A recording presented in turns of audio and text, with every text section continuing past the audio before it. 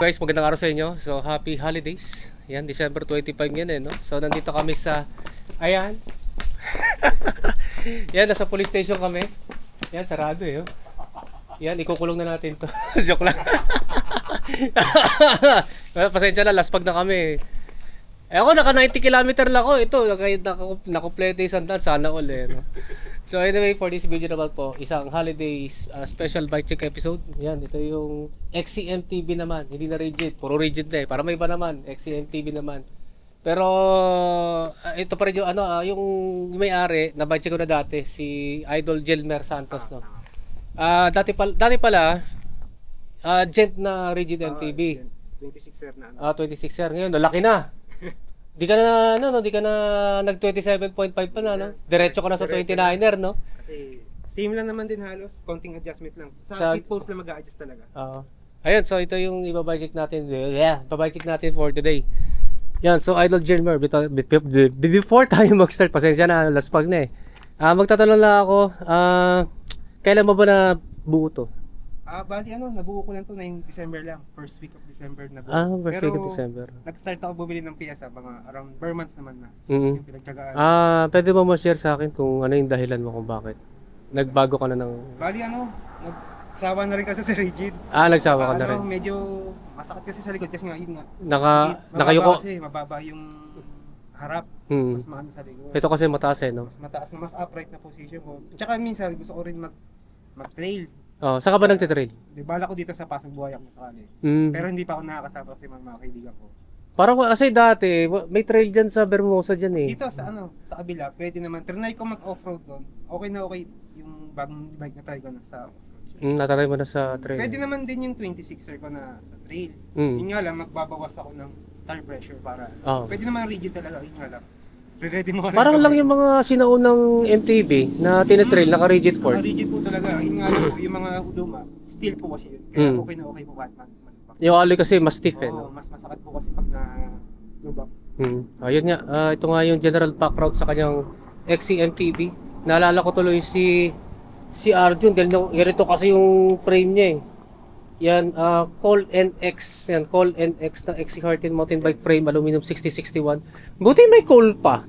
Alam mo to, brand new ba to? Brand new po. Brand new? Po, parang old stock na po siya ng kasi alam ko wala nang Cole Nag-discontinue na ata Na-discontinue na yung Cole Medyo limited na lang yung color nito. Kagaya nung binalang ko sa Shopee. Wala na yung chrome. Balik gold na lang tsaka yung red na meron. Yun nga no. Cole NX. Alam ko face out na to mga old stock na lang to no. Ayun, aluminum 6061 29er, then size 16 yung seat tube. Sabi mo medium to no. Medium. Yun, medium size ang size 16 ito no, parang sa Mountain Peak na mga sinaunang model. Tapered yung head tube, yung sa cable routing sa FD tsaka sa RD internal.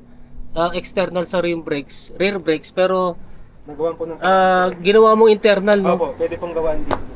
Kasi wala namang FD, naka 1x naman yan no. Then pag BSA threaded na bottom bracket shell, pang 31.6mm diameter na seat post, quick release yung drop out, then ang disc brake caliper mount naman yan ay post mount. Sa kanyang suspension fork naman, yan dati kasi kadalasan na machete yung nababite, yung fork nila. Ito naman Manitou rin, pero ito naman Markor. Yun yung mas budget na. Mas budget to. Mas mahal kasi yung machete. Yan, wala kasi akong masyadong alam usually sa po yan, true axle. True axle. Ito quick release no. Release lang po. Di ako kasi familiar pa masyado sa suspension fork no. Ano to? Ito rin ba yung magnesium alloy? Ay, hindi po. Ito aluminum po itong pareho. Aluminum. Kaya mas magaang po si Marco kasi aluminum daw. Tapos 100mm yung travel no, pang XC. May lockout to no. Ito pa pag nakalock po. Pag nakabila dito naka-unlock. Yan, tapered din ba yung steerer tube yan? Ito bali straight po siya. Straight, nag-adapter ka na lang Mas mura po kasi pag straight po ang limit. Okay. Yan, so din ang disc brake caliper mount din naman yan ay post mount. So next naman sa cockpit, and may hangover pa sa ride. Yun nga, Uno Advanced Project na aluminum, 31.8mm ang diameter, straight na may konting back sweep. Ano pala yung lapad nito? Bali ito 680 680mm. Yan. Then ito, ano to? Pambansang grips o SEER? Yung SEER.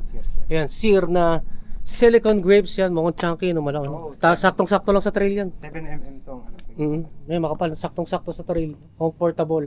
Then sa ano pala, yung pala uno yung stem niya no, na 70mm ang haba, negative 17 degree yung angle. Yung kanyang tapered headset, ZTTO, na seal bearings. Next naman sa seat clamp, OG Evkin. Yan, na aluminum allen type, 34.9mm ang diameter. Yung seat post naman, Uno Advanced Project na aluminum 6061. Ano pala haba nito? 400. 400 daw. Then 31.6mm ang taba. Zero setback na may dual bolt clamping system. Next naman yung kanyang saddle na power saddle, short saddle, whatever. Yan, Cocheblo o Coseblo, whatever. Kung anong tawag yun dyan. May butas sa gitna, malambot and flexible, steel railing. So ano yung feedback mo dito sa saddle mo, idol? Bali nung una masakit kasi siguro bago pa. Pero pag nasasanay na. Tsaka may padding naman so hindi naman siya masakit. Normal lang yun, di ba Eugene? Sa simula talaga masakit. Sa una, masakit. Pero pag nahulma na yung pet. Okay na po. Yun, so ito nga yung feedback dito sa kanyang saddle. So proceed naman tayo sa drivetrain na pambansa ulit na 1x. So wala kayong makikita na front shifter, front trailer. At saka sa checks extra chainrings. Lasing na ako pare. Ito na may kanyang shifter L2A7 na 9-speed na, tama no? 10 speed. 10 speed na pala. No? L2A7, parang bagong model to. No? Ay, hindi po. Di ba yan? Pero siya po yung elite version po. Elite version. 10 speed. Okay, 10 speed. Ayun, so next naman sa kanyang MTB Quark na Hasense. GX Asset. Hasense GX na tumutunog na nagpapap yung aking tuhod. Na 104 BCD, pang purpose built na pang 2x kasi merong 64 BCD sa granny ring, ito 104 BCD sa malaking chainring, 170mm ang crank arm. So ito naman kanyang chainring, pambansang chainring. Sabi ganun no? Pambansang chainring na Decas na 3060, yan 104 BCD rin. Yung kanyang MTB clipless pedals naman na pwede pang flat pedals yan, no? Anong model ito? Shimano H500.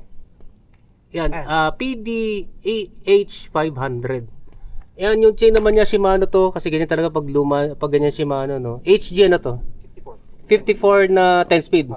Ito kanyang katsa sa sprocket. Goldic sabi mo, no, Nina, no? Goldic. Yung galing sa Gen. 1140T? 1146. Ayun, 1140-60 na 10 speed. Ito naman kanyang RD. Shimano tuloy.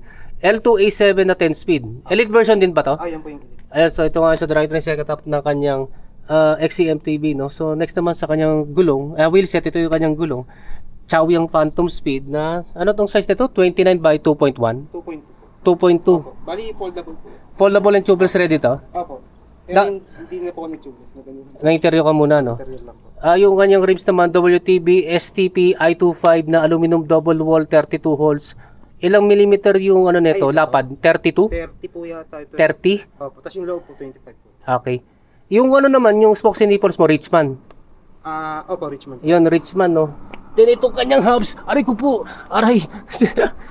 ARC sabi mo, no? ARC MT088 yata. MT, ano ulit? Sige, tingnan natin yung model.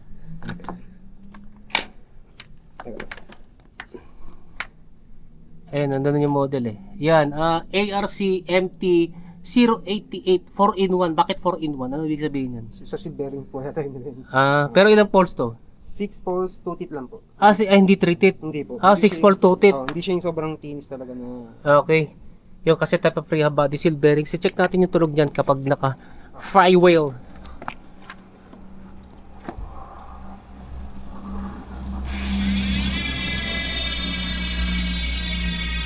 Suabe na matining. Hindi yung kakakakakak, di ganun. Pero para sa akin maganda yung ganyan. Yan yung tunog niya, no? ARC MT008. So 088. 088. Yan, 088 MTB hubs kapag naka-free wheel. Then last na lang sa kanya rotors. Pambansang MTB brake set Shimano MT200 hydraulic brakes and dual piston. Last na lang sa kanya rotors. Parang sa Series 5, tingnan ko nga, Pro. Ayun nga, Pro. Pro by EN. Aray ko po, matanda na. Bali 180. 180. 180. Yun, parehas na 180, no? Parehas na floating and ball type disc brake rotors. So, idol, magkano yung damage? May total cost pala. Umabot na at least 20 plus. Okay na rin. Kasi, ayun nga, may mga galing naman sa jet. Mhm. So, hindi ako masyado na. Tsaka mura na lang din kasi ang ano. Ang mga 5 parts. Hindi na Tapos sa pandemic eh. Lalo na tong pork, hindi naman siya ganun kamahalan na. Oo.